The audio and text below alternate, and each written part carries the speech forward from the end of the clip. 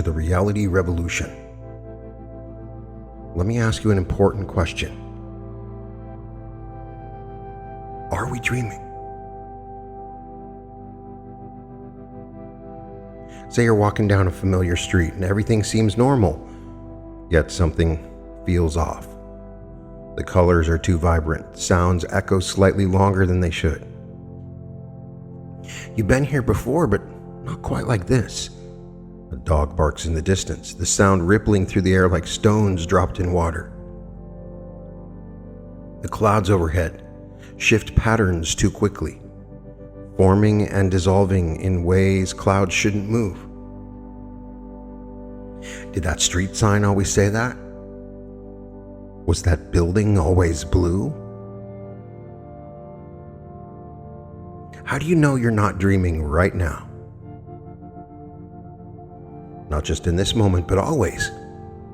What if this entire reality, everything you've ever known, everything you've believed to be solid and true, is nothing more than an elaborate dream? The solid ground beneath your feet, the device you're watching this on, the very thoughts forming in your mind as you listen to my words, all manifestations within a grand dream.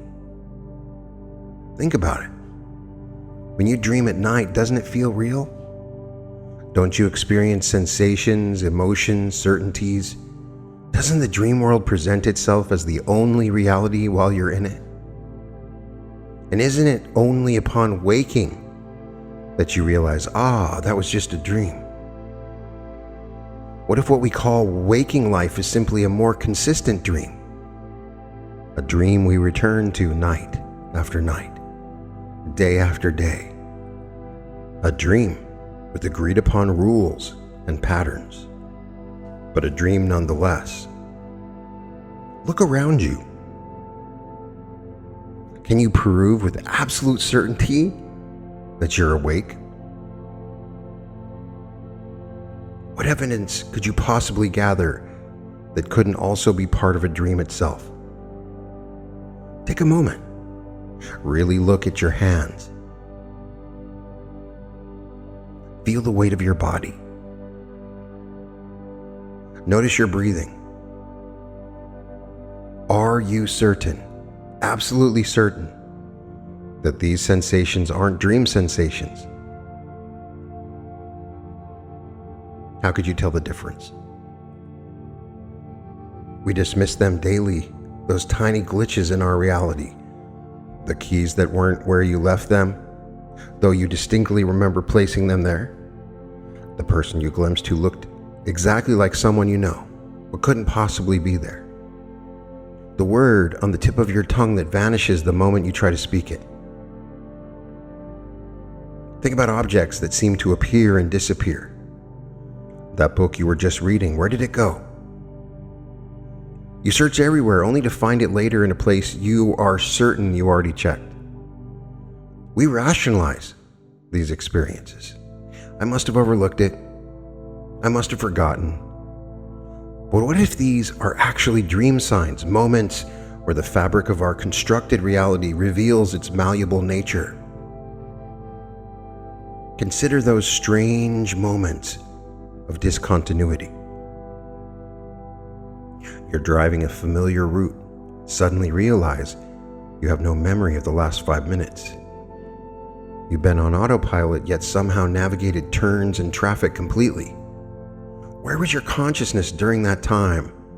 Did you momentarily slip into a different layer of the dream? In our nighttime dreams, we accept impossibilities without question. A door opens to reveal an ocean. We fly without wondering how. We meet people we've never seen who feel intensely familiar. We accept that our childhood home is somehow also a spaceship, or that our deceased grandmother is casually making breakfast. The impossible becomes ordinary. And isn't it curious how dreams follow emotional logic rather than physical laws? In dreams, metaphors become real. Your anxiety about a presentation becomes an actual monster chasing you. Your feelings of being overwhelmed manifest as rising floodwaters. In waking life, we experience similar metaphorical resonances, though we rarely notice them. The weather seems to mirror your mood. The song on the radio perfectly captures your current situation. Coincidence or dream logic? We hear people constantly telling us that we're in the simulation, but is it really just a dream? And then there's deja vu. That uncanny feeling that you've experienced this exact moment before. You know what someone's about to say before they say it. You can almost predict the sequence of events unfolding around you. Science offers explanations, misfiring neurons, memory processing errors. But what if it's something else? What if it's a momentary glitch where you see through the veil, recognizing this moment because you've dreamed it all before? Some researchers estimate up to 70% of people experience deja vu regularly. Think about that. The majority of humanity regularly experiences moments where they feel they're remembering the present. If we're not dreaming, how do we explain this widespread phenomenon? Synchronicities appear like clockwork, meaningful coincidences that defy statistical probability. You think of someone for the first time in years, and they call you minutes later. You randomly open a book to find exactly the answer you've been seeking. You need a specific amount of money and unexpectedly receive exactly that sum. In dreams, everything is connected by meaning rather than causality. In waking life, we call these strange events coincidences, but perhaps they're actually dream logic bleeding through.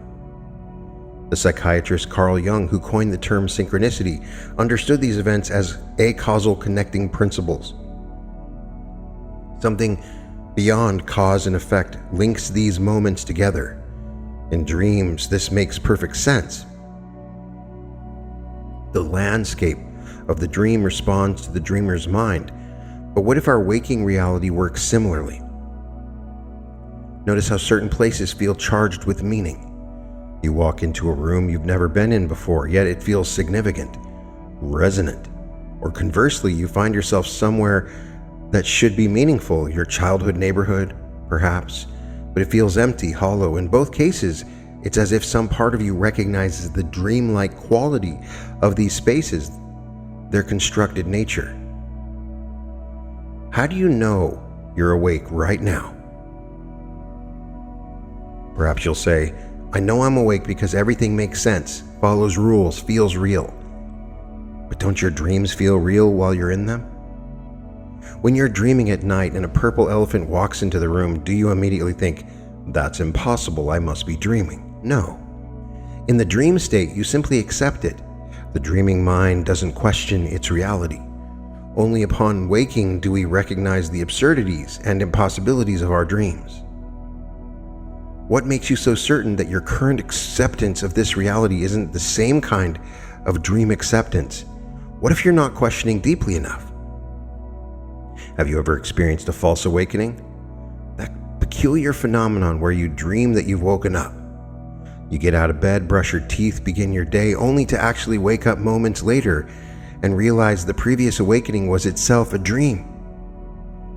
Some people report chains of false awakenings, waking up 5, 10, even 20 times in succession, each awakening proving to be yet another layer of the dream. Consider this. In a dream, you can dream that you've awakened. You can dream about realizing you were dreaming. Dreams within dreams. Reality is nested like Russian dolls.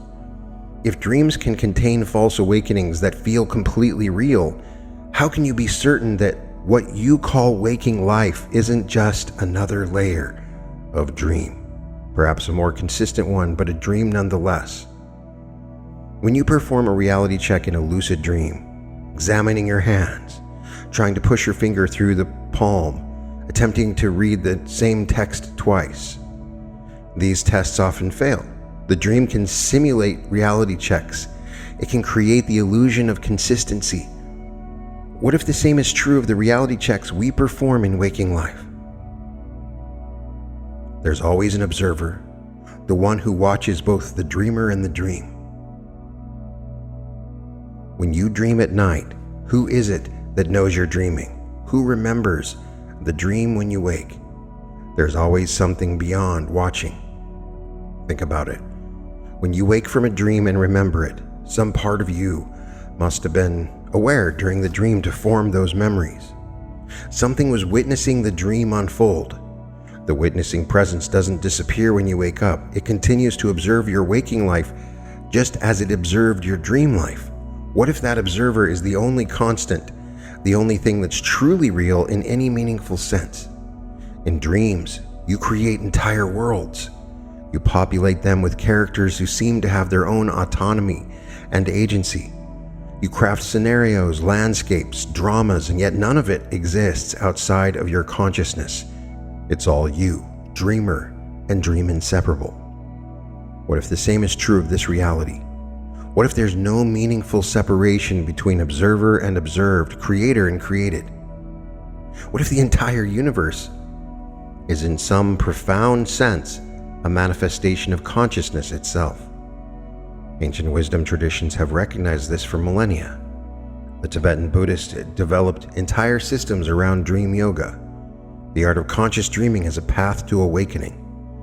They understood that by becoming lucid in your nighttime dreams, you could prepare yourself to recognize the dreamlike nature of waking reality as well.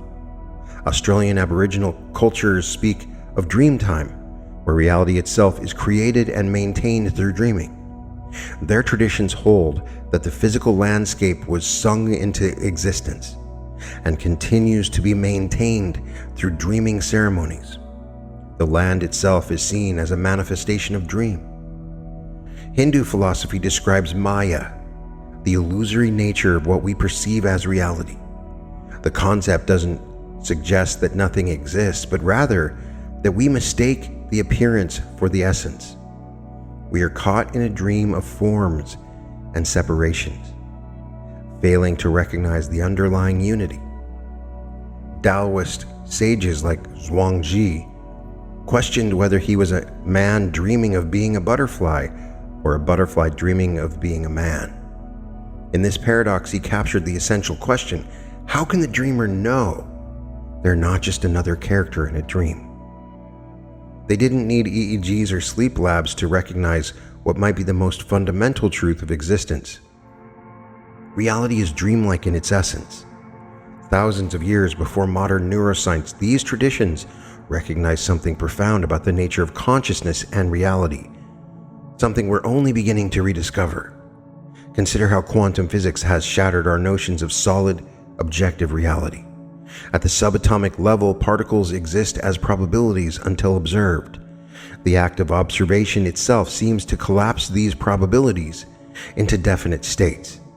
Doesn't this sound suspiciously like a dream, where unobserved possibilities remain fluid until the dreamer's attention fixes them in place? What we call consensus reality, the world we agree exists, is thinner than we imagine. We believe there's a fixed, objective world out there that we are all perceiving. But consider this: no two people ever experience the same reality. Your red might not be my red. Your perception of time differs from mine. We agree on labels, but the content of our experience remains forever private, forever subjective.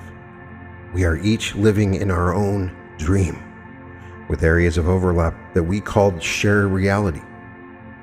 Think about the last argument you had with someone about what happened during a shared experience. You were both there, yet you remembered entirely different versions of the event. Each of you is convinced your version is correct. How can this be? If we are perceiving a single objective reality, perhaps it's because we're each experiencing our own dream version of events. Even our sense organs create a subjective experience rather than capturing objective reality. Your eyes don't see all wavelengths of light. They see a tiny fraction that happened to be useful for our evolutionary ancestors. Your ears don't hear all frequencies. Your sense of touch doesn't register all sensations. We perceive a filtered, constructed version of reality, a dream tailored to our specific needs as organisms. Consider the blind spot in your vision, the area where your optic nerve connects to your retina, creating a point where you literally cannot see. Your brain fills in this gap based on surrounding information. You never notice it because the dream mind seamlessly patches over the hole in your perception. How many other blind spots might exist that we never notice because our minds are so good at maintaining the illusion of continuous, complete perception? Our expectations literally shape what we perceive. If we expect to see a certain pattern, your brain will find it, even if it isn't there. Scientists call this confirmation bias, but it reflects a deeper truth. Our perception is not passive reception, but active creation. In dreams, this creative power is obvious. Expect a monster behind a door, and there it will be. But this same principle operates in waking life, more subtly, but just as powerfully. Studies have shown that people literally see colors differently depending on what they expect to see. They miss obvious objects when their attention is directed elsewhere.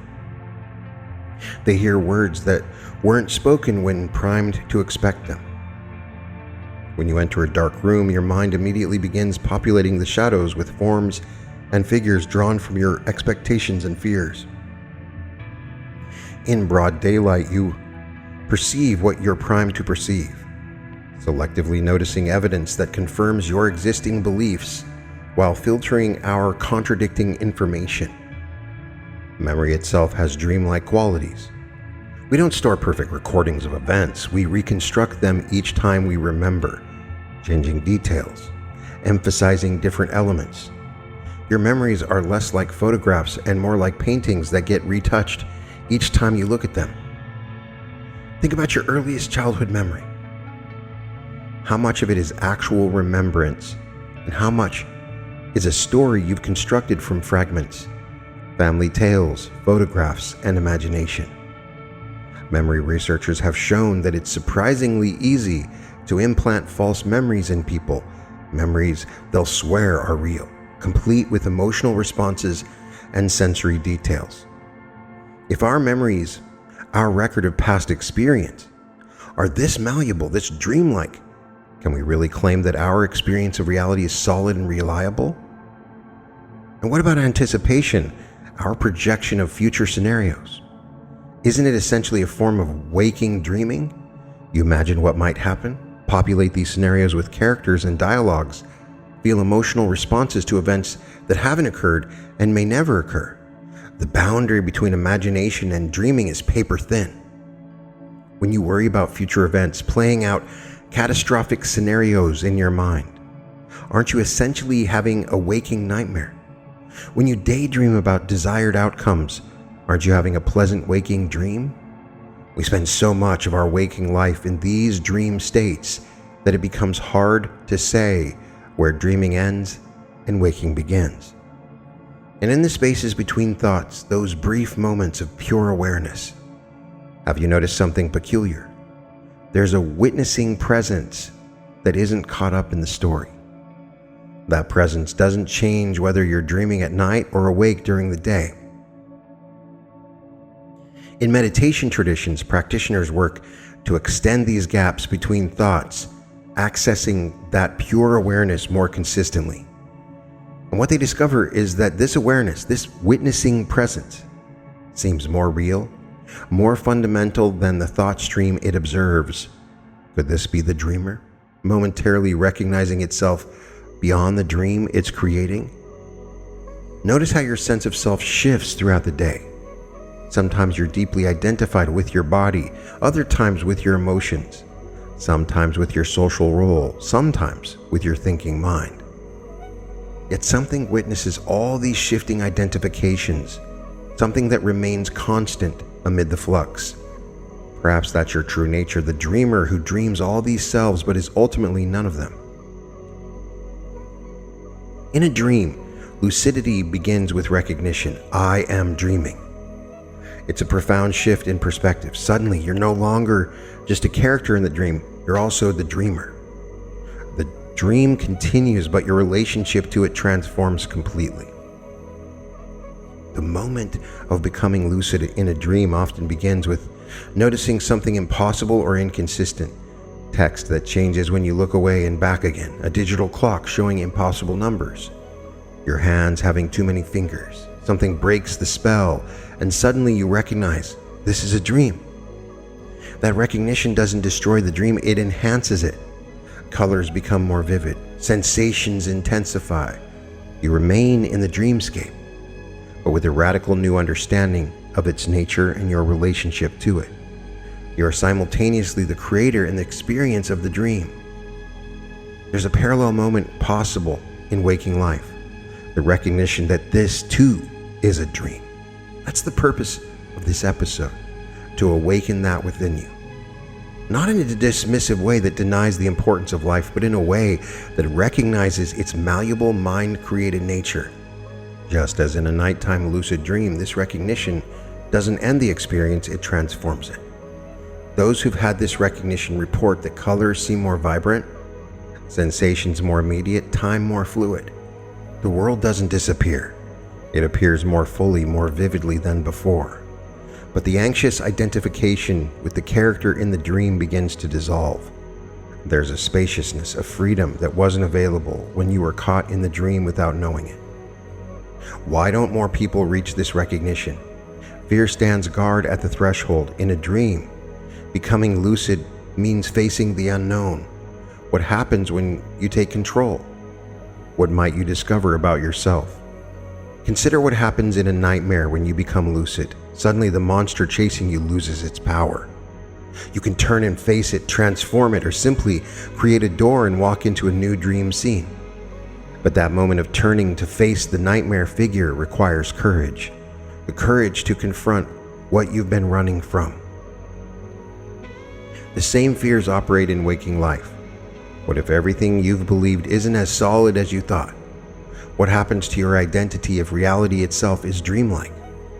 If you've built your sense of self around achievements, possessions, social status, what happens when you recognize these as dream objects? If you've defined yourself by sufferings, your stories of victimhood or heroism, what happens when you recognize these as dream narratives? If you've constructed elaborate defenses against feeling certain emotions or acknowledging certain truths, what happens when you become lucid enough to see through these constructions? This is why awakening is so often resisted, not because we don't want freedom, but because freedom requires facing what we've been avoiding within the dream. Think about how dreams work. The dream landscape, characters are projections of the dreamer's mind. The monsters in your nightmares aren't external enemies, they're aspects of yourself that you're afraid to face. The dream characters who frustrate or irritate you reflect parts of yourself you haven't integrated or accepted. Now apply this understanding to waking life. What if the people who trigger you most are reflecting aspects of yourself you haven't acknowledged? What if the situations that repeatedly arise in your life are projections of your own unexamined beliefs and expectations? What if everything you experience is in some sense a reflection of your own consciousness? This is the challenge and promise of lucidity. It offers freedom and creative power, but demands responsibility. You can no longer blame the dream figures for your experience. You must recognize your role in creating them. Here's the ultimate paradox. The dreamer who knows they dream. Are they truly awake, or just experiencing a different kind of dream? When you become lucid in nighttime dreams, you haven't actually awakened. You've simply gained a new perspective within the dream. What if waking life works the same way? Perhaps what we call awakening or enlightenment isn't an escape from the dream, but rather a profound shift in how we relate to it. Not an exit, but an entrance into a more conscious participation in the dreaming process. Consider the Zen koan. Before enlightenment, chop wood, carry water. After enlightenment, chop wood, carry water. The outer activities don't change, but the inner relationship transforms completely. The awakened one still participates in the dream life, but without the suffering that comes from mistaking the dream for something else. Lucidity offers a middle path. between believing the dream is solidly real and dismissing it as unimportant. The lucid dreamer knows it's a dream, but still engages with it fully, intentionally, creatively, neither caught in it nor separate from it. What might your life look like if you approached it with this lucid awareness? How might you move through challenges differently if you recognized their dreamlike nature? What would you create if you understood your role as both dreamer and dreamed? In a lucid dream, the dreamscape becomes malleable. Walls can dissolve, you can fly or transform, objects appear or disappear according to your intention. The dream responds to your will, your belief, your expectation. Experienced lucid dreamers develop various techniques for manipulating the dream environment. Some use direct commands. I want a door to appear right now. Others use expectation, turning around with complete confidence that when they turn back, what they desire will be there. Still others use their hands to shape and transform dream objects, molding them like clay. What all these techniques share is the understanding that in a dream, belief creates reality. If you truly believe you can fly in a lucid dream, you will fly. If you doubt, you'll struggle or fall. The dream responds not just to your conscious intention, but to your deeper beliefs and expectations. This same principle operates in waking life, though the effects take longer to manifest. Your consistent thoughts, beliefs, and emotions shape your experience of reality. The world you perceive conforms over time to your deepest expectations about it. Consider the placebo effect, one of the most well-documented phenomenon in medical research. When people believe they are receiving effective treatment, they often experience real physiological improvements, even when they've been given an inert substance. Their belief literally changes their physical reality. Or consider the nocebo effect, the placebo's evil twin.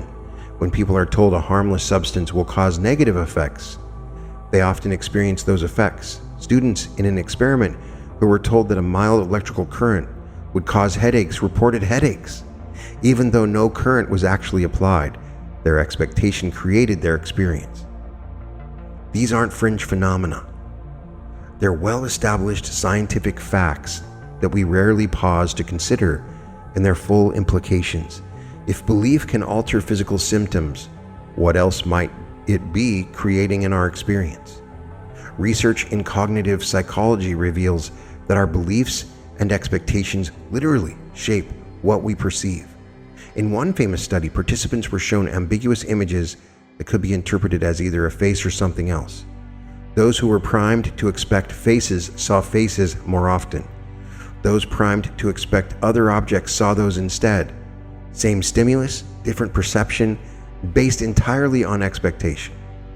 In another study, researchers found that professional wine tasters' perception of wine was dramatically influenced by the price tag. When told they were tasting expensive wine, they reported more complex and pleasing flavors. Even when it was actually cheap wine in disguise, their expectation literally altered their sensory experience. These effects aren't limited to perception. Your beliefs shape your actions, which in turn create real outcomes in the world. If you believe you're likely to fail at a task, you approach it differently than if you believe you'll succeed. Your belief becomes a self-fulfilling prophecy. Over time, these belief-shaped perceptions and actions accumulate, creating patterns in your experience that seem to confirm your original beliefs. You've created a feedback loop, a dream that perpetuates itself. Notice how dream symbols manifest in waking life. That recurring dream character might appear in different forms throughout your day. That dream landscape might mirror emotional territories you navigate while awake. Ever noticed how certain themes repeat in your life? The same relationship dynamics play out with different partners. The same conflicts arising in different workplaces. The same emotional patterns triggering in different situations. These recurring motifs aren't coincidences. They're dream patterns manifesting in your waking experience. In dreams, environments often reflect emotional states. Dark, constricted spaces appear when you feel trapped or anxious. Vast, open landscapes emerge when you feel free and expansive. These symbolic correspondences exist in waking life too, though we rarely notice them. The physical environments you're drawn to, the spaces you create around yourself, these often mirror your inner landscape. Dream characters represent aspects of yourself. The threatening figure chasing you represents a fear you're running from. The wise guide offering advice represents your own inner wisdom. The same is true in waking life. The people who trigger you most intensely are often reflecting aspects of yourself you haven't integrated. Those you admire embody qualities you possess but haven't fully expressed.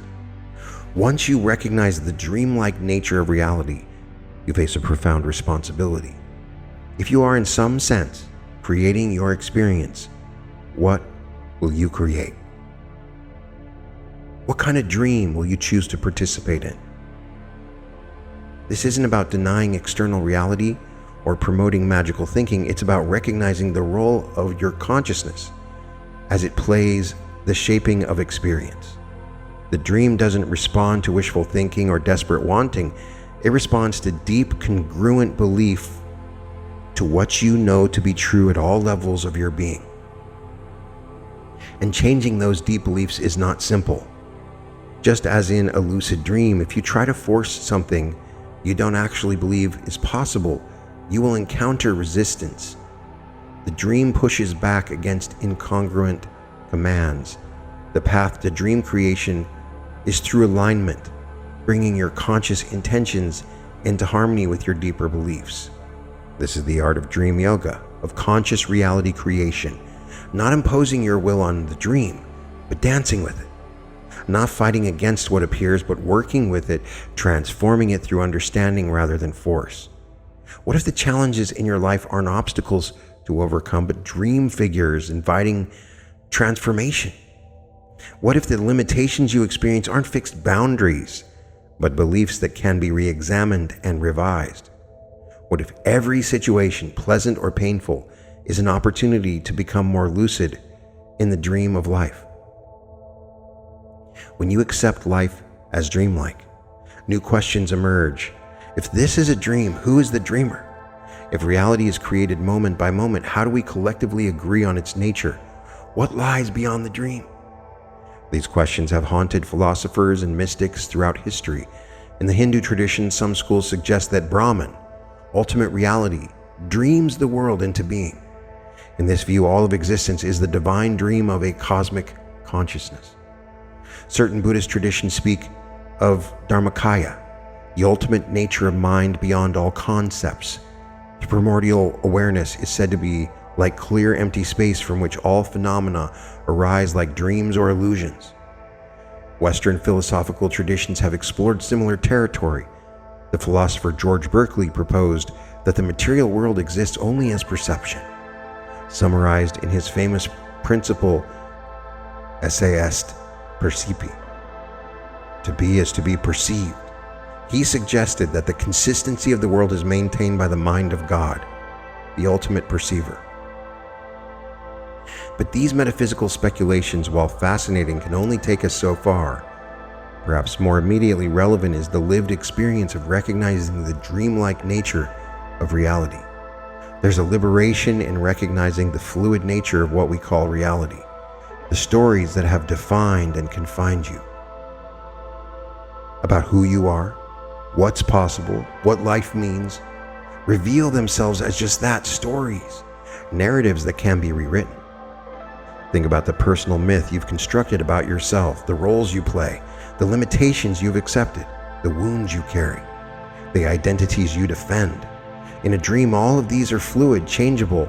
The same is true in waking life once you recognize its dreamlike nature. If you've defined yourself as a victim, you will continue to experience victimization, not because the world is conspiring against you, but because that's the dream you're creating. If you've defined yourself as powerless, you'll continue to experience powerlessness. If you've defined yourself as separate and isolated, that's the reality you'll experience. But just as a lucid dreamer can transform a nightmare into an adventure, you can transform your waking narrative, not through denial or positive thinking, but through the deeper recognition that you are not merely the character in the story, you are also in some sense the storyteller. This recognition doesn't mean ignoring challenges or pretending everything is perfect. It means approaching difficulties with new perspective. In a lucid dream, when you encounter a nightmare figure, you don't need to run or fight. You can ask, "What are you doing in my dream? What do you represent? What do you have to show me?" The same approach works in waking life. When you encounter people or situations that trigger you, you can ask similar questions. What is this showing me about myself? What belief or expectation has manifested this experience? What would shift if I related to this differently? We're all participating in a collective dreaming. Your dreams affect mine, mine affect yours. We're creating together moment by moment through our shared beliefs and agreements. The world doesn't happen to you, you happen to the world. Consider how cultural beliefs shape collective experience. For centuries, humans believed flight was impossible, and it was until that belief changed. Diseases were incurable until they weren't. The atom was indivisible until it wasn't. In each case, a collective belief created a limitation that seemed absolute until someone questioned it. On a personal level, the same principle applies. The boundaries of what's possible in your life are largely defined by what you believe is possible. Change the belief and the boundaries shift. This isn't about denying physical laws or pretending we can immediately manifest anything we desire.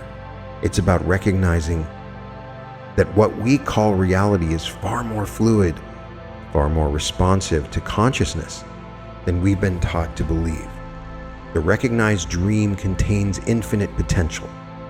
Just as a lucid dreamer can reshape their dreamscape, a lucid liver, if we can coin such a term, can participate consciously in the creation of reality. Not through magical thinking, but through the recognition that perception, action, and creation are not separate processes. In a dream, your perception creates what you perceive. The same is true, though less immediately obvious in waking life. Your perceptual filter, shaped by your beliefs and expectations, literally determine what you notice and how you interpret it. Change those filters, and you change your experience of reality. Your actions, guided by your perceptions, create tangible effects in the world. And those effects, in turn, become part of what you and others perceive. This constant feedback loop, perception shaping action, action affecting the perceivable world, is the process of reality creation. The difference between being caught in this process unconsciously and participating in it lucidly is like the difference between having a regular dream and having a lucid one. In both cases, the dream continues, but your relationship to it transforms completely. When you recognize the dreamlike nature of reality, you gain access to creative capacities that were always yours but remained dormant while you believed yourself to be merely a character in a fixed world. You begin to understand that your essential nature is not the dream character, but the dreaming awareness that generates all experiences. This recognition doesn't separate you from the world, it connects you to it more deeply. Just as all dream characters and landscapes are manifestations of the dreamer's mind, all apparent separations in waking life are ultimately illusory. The dreamer and the dreamed are one. From this perspective, the question, who is the dreamer, takes on new meaning. Perhaps we are all the dreamer, individuated expressions of a single dreaming consciousness. Perhaps, as the Upanishads suggest, tat tvam asi, that thou art. The ultimate reality is not separate from you, it is what you fundamentally are. You're walking down a familiar street. Everything seems normal, yet something feels different. The colors are vibrant, but now you notice them, sounds echo, and you hear the beauty in the resonance. You've been here before, but never quite like this, never with these eyes that see through the veil. A child laughs nearby, the sound rippling through the air like light on water. An old man smiles at you as he passes, and for a moment, you wonder if he knows. If he too has recognized the dream. The clouds above form and reform, telling stories if you know how to read them. The wind whispers secrets in a language just beyond understanding. What if I told you you're dreaming right now? What if I told you that this moment, the sound of my voice, the thoughts arising in your mind, the sensations in your body as you listen, is all part of an intricate dream you're having? Not just an ordinary dream, but the most extraordinary dream imaginable. And what if I told you that's the most wonderful news you could possibly receive? Because if this is a dream, then you're not merely the character you've taken yourself to be. You're not defined by your limitations, your struggles, your history. Those are just dream elements, as changeable as the landscape in a night dream. If this is a dream, then underneath all the forms and stories, you are the dreamer, the awareness in which all experiences arise. And that awareness is boundless, inherently free, eternally present. Consider what happens when you become lucid in a dream and fully embrace that recognition. Fear dissolves because you know nothing in the dream can truly harm you. Limitations fall away because you recognize they exist only as beliefs within the dream. Joy and wonder emerge because you're experiencing creation directly, intimately, as both creator and created. The same transformations are possible in this dream of waking life, not as an escape from reality, but as a deeper immersion in its true nature.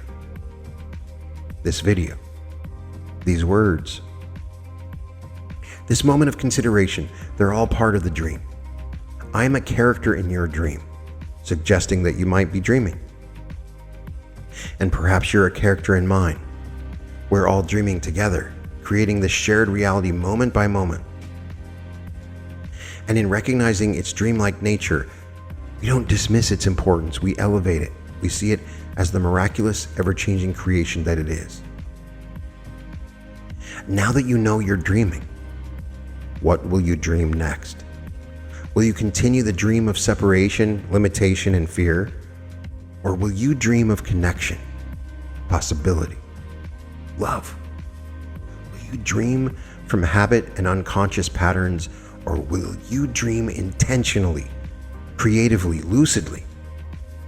The ancient wisdom traditions tell us that the greatest freedom comes not from escaping the dream, but from awakening within it.